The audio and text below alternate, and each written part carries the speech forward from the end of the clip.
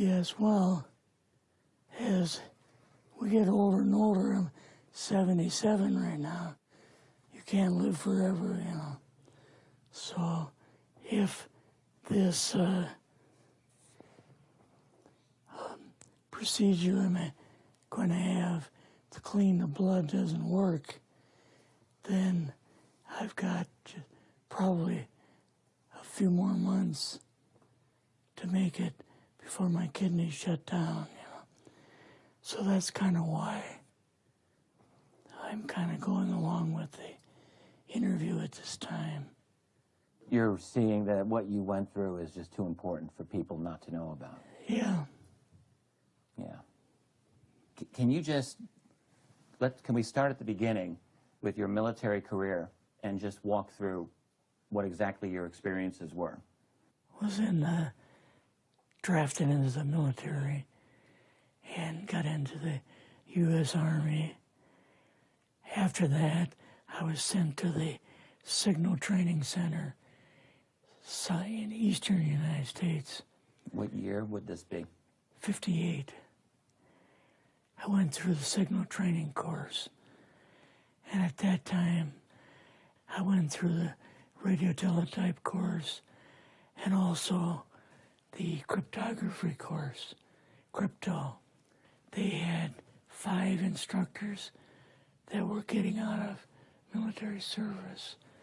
So they pulled the top 5 students, and I was 3rd in the class. So I got pulled as an instructor.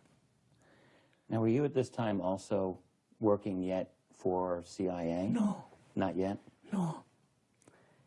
After one day, my boss came to me, and he said, how would you like to, you know, make some extra money? And I said, oh, money is good. So he's explained to me that he could put it through, would have to get a top secret White House Q clearance for the job, you know. And I thought, boy, must be a pretty exclusive thing, you know. And I said, well, what is this? And he said that I'm director for the CIA for Eastern United States, you know. And I said, oh, I didn't know that. And he said, you weren't supposed to. After about 6 weeks, my security clearance came through, and I got my CIA card. It was an ID card, like a credit card, where I could just go up to the door and slice it, walk right in. And my name at that time, I used an artificial name too. Never used my real name. I started working with him on the project he was on, and that was Project Blue Book, which was kind of partially a fraud. You're saying some of the Blue Book cases were, yes, were completely fictitious? Yes. But the cases that we got came from, I think it was Fort Belvoir, Maryland.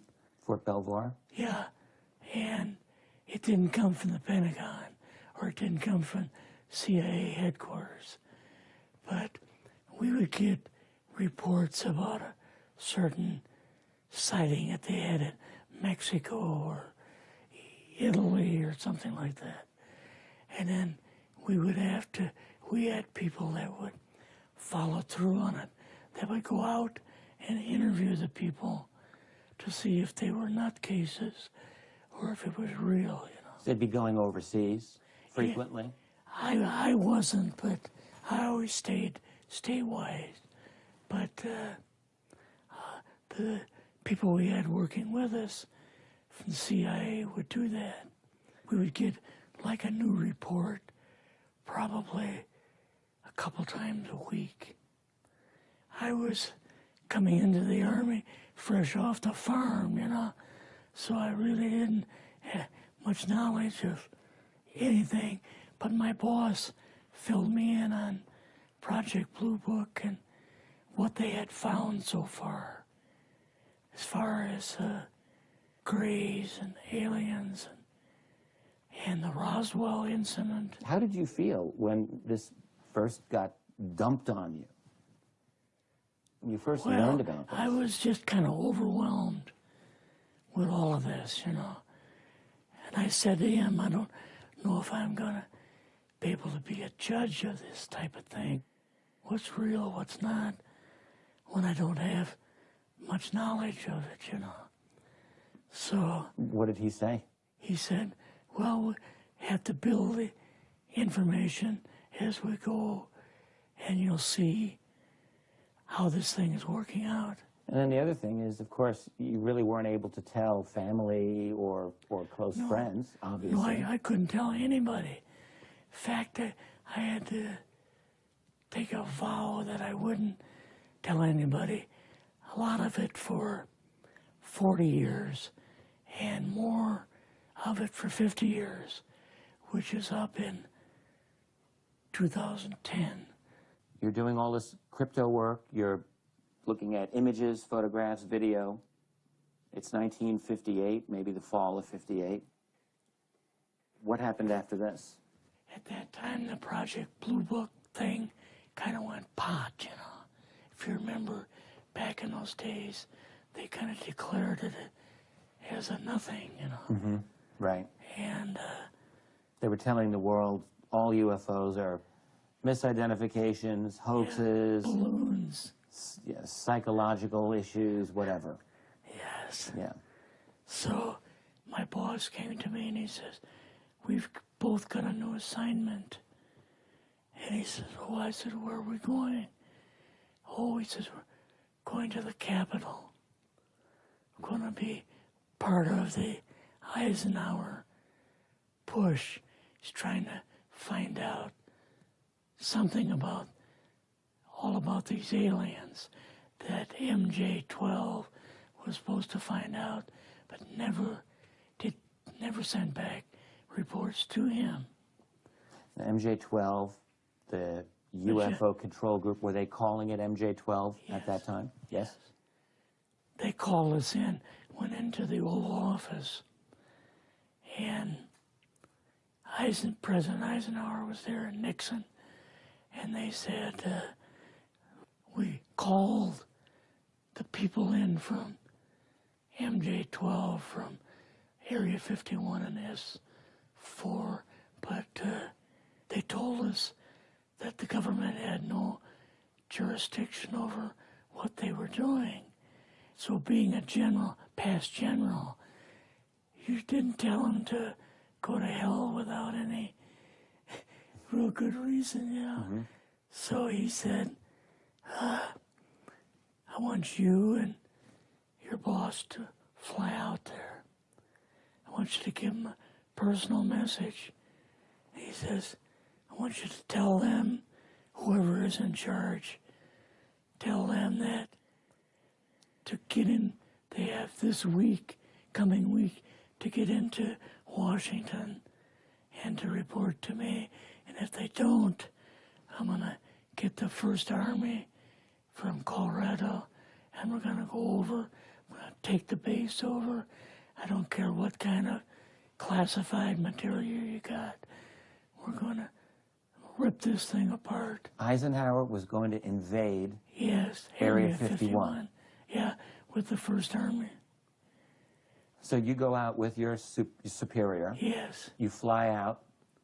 You land. What happens? Can you describe this whole process, what you saw? It took us the 13 or 15 miles south to S4 and like different garage door openings. Okay. And in these garage door openings, they had like different saucer crafts. The very first one had the Roswell craft in. It was kind of crashed up, but apparently every alien that was in it died except for a couple. So you see the Roswell craft, and what are some of the others that you see? Well, the Roswell craft was really strange because it looked like real heavy aluminum foil. We could rock next to it, and you could rock it. The whole thing probably weighed 150, 300 pounds. Could they tell what the source of power was of this craft? Yeah, it was like a reverse gravitational thing of some kind.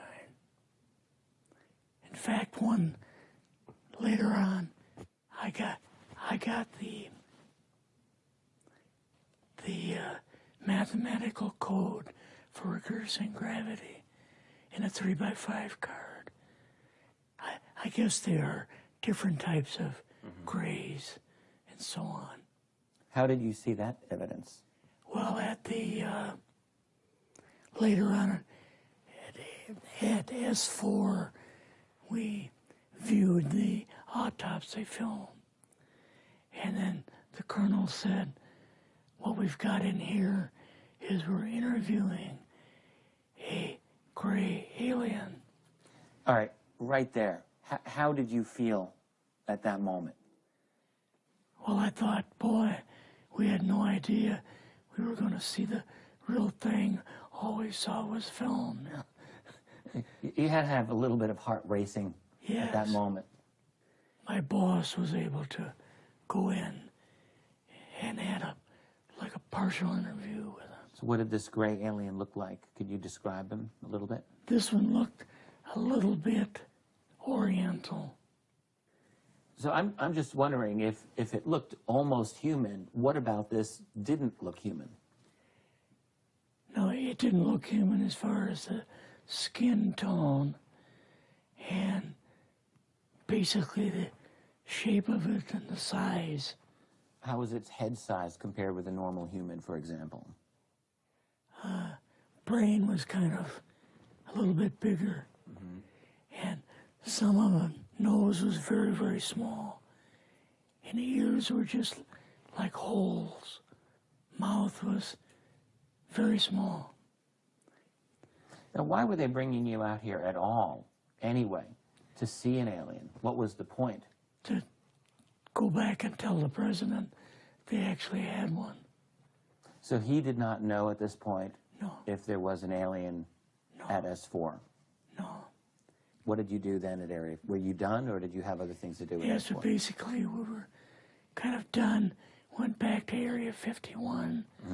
They took us into the main building, and there we saw a U-2, which of course we didn't know existed. And a model of the SR-71. Yeah, the Blackbird. So, but like I mentioned earlier, it was not a model of the current Blackbird. It's an earlier version. But an early version. Did you go directly to Washington after this?